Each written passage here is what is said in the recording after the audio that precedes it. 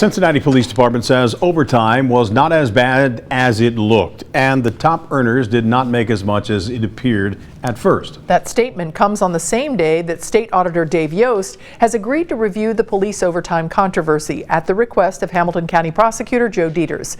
Local 12's Jeff Hirsch has been following the audit saga for weeks now. He joins us with the latest. Jeff? Well, good evening. In a statement late this afternoon, the police department says overtime amounts contained in a draft audit, which was leaked to the media last month, were wrong.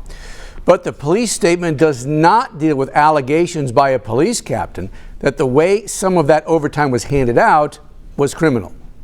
Overtime is a necessary fact of life in police work. But Captain Jeff Butler, who did the draft of the police department audit, says some of the overtime was not necessary at all. In a court document filed yesterday, Butler claimed the systematic abuse of overtime in District 5, headed by Captain Bridget Bardua, constituted felony theft. Butler said Chief Elliot Isaac looked the other way because of his close friendship with Bardua. The draft audit showed Bardua and two of her sergeants as the three top overtime earners among captains, lieutenants, and sergeants. Today, the police department said overall overtime and the specifics for those ranks ended up lower following a review. Instead of $82,700 in overtime, CPD says Captain Bardua earned $71,900, still number one among captains. Sergeant Jason Volkening dropped from $126,200 in OT to $94,600, still highest in the department. And Sergeant Jason Scott was revised downward from $92,215 to $58,700 in overtime. Those amounts may be lower, but there's still a lot. And in his complaint, Jeff Butler says Chief Isaac went out of his way to protect Bardua from the consequences of overtime abuse.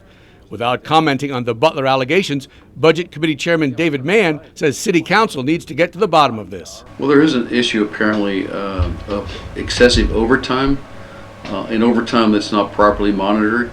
At some point, I expect to bring that issue before the Budget and Finance Committee and have a conversation about how we can better control that going forward. And, you know, we've been diverted by other things for a number of weeks here. So that's an important issue we have to get back to.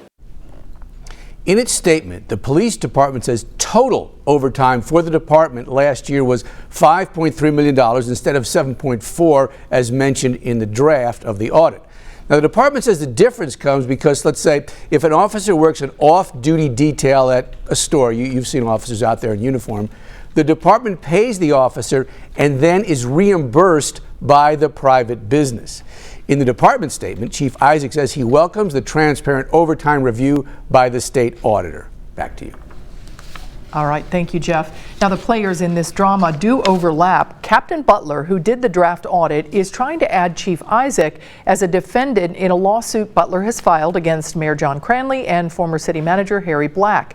Butler claimed that he was denied a promotion after blowing the whistle on misspending of 911 dollars. Captain Bridget Bardua has filed a sex discrimination complaint against the city, saying male captains were treated differently. Bardua has since been transferred to Vice Squad Commander and Butler to the Police Academy as part of several management changes.